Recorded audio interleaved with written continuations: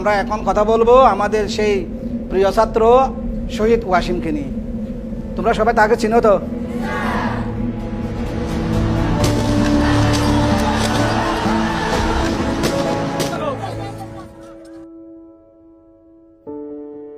আমি হলো ভালো একটা শিক্ষক হব।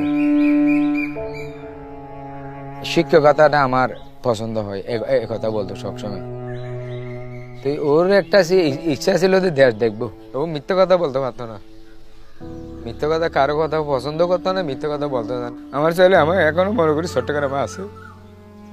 ফেসবুকে স্ট্যাটাস দিছিল যে সাধারণ শিক্ষার্থীদের পাশে আমার পানির সংগঠন, আমি এই পরিচয়ে শহীদ হব, এরকম বলে 16 ঘন্টা পরেই শহীদ হয়ে গেছে।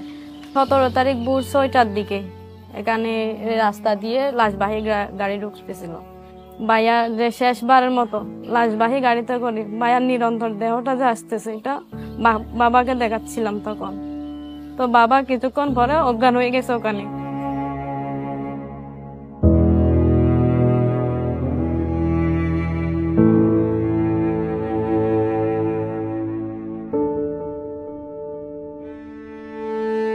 মৃত্যুর স্বাদ সবারই বহন করতে হবে।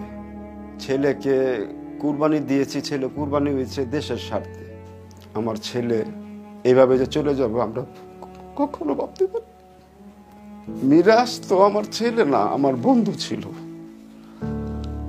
ও বুঝতো যে এখন বাবার পকেটে পয়সা নাই, ও বুঝতে পারত একটি বাবার কাঁধে ছেলের লাশ যেই বাবাই বহন করছে সেই জানে। আমার দেখতে দেখতে বৈশা রয়েছি তাজা, কিন্তু আমার ভিতরটা ঘুম যেরকম একটা কাঠের নষ্ট করে প্রতিটা মুহূর্তে আমার ভিতরটা এইভাবে টুকরা টুকরা।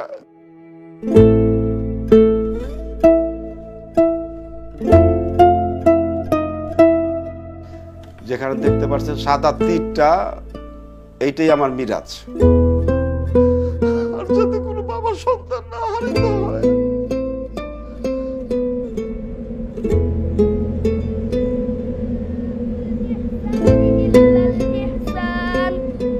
فبأي آلاء ربكما تكذبان 18 পারা পর্যন্ত পড়ছে, মানে আর 3 মাস বাকি আছে। 3 মাস পরে মানে হাফেজা লাইনে চলে যাবে আর কি।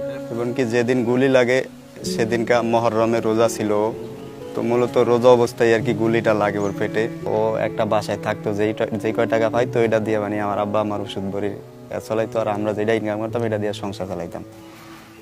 খুব ইচ্ছে ছিল মানে বাবা মারে নিয়ে হজ করতে যাইবে, এটা খুব ইচ্ছে ছিল।